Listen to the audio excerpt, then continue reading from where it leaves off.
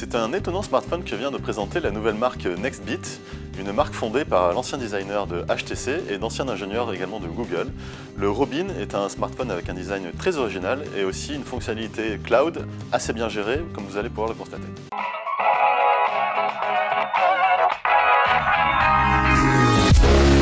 Le design, pour commencer, avec cette couleur mint, comme l'appelle Nextbit, qui est vraiment très flashy.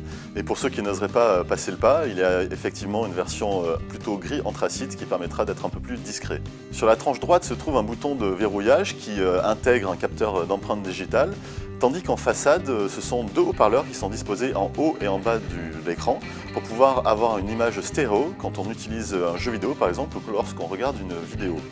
Au dos, on voit également plusieurs diodes qui témoignent de l'activité du téléphone, comme nous allons pouvoir le voir tout de suite.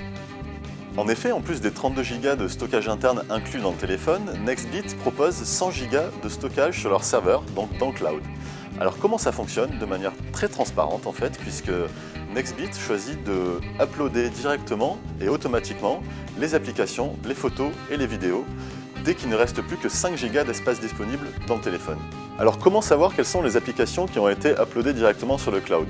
C'est très simple, Nextbit considère que ce sont les plus anciennes, celles qu'on utilise le moins, qui sont automatiquement uploadées. Elles apparaissent sur l'écran en grisé et pour les utiliser à nouveau, il suffit de toucher l'icône pour qu'elles se retéléchargent sur le téléphone.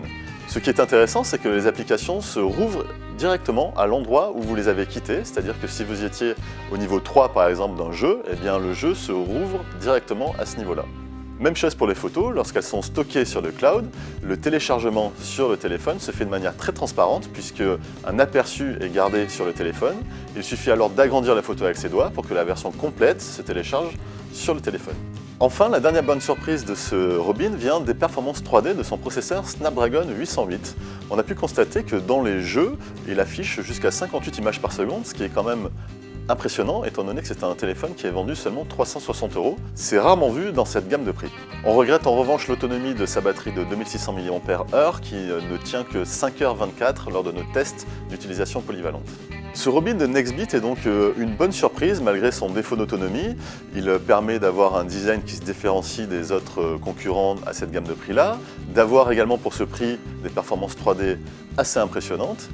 Et puis ce système de cloud qui est assez pratique, perfectible, mais qui permet quand même de stocker 100 Go de photos, de vidéos ou d'applications directement sur les serveurs de Nextbit.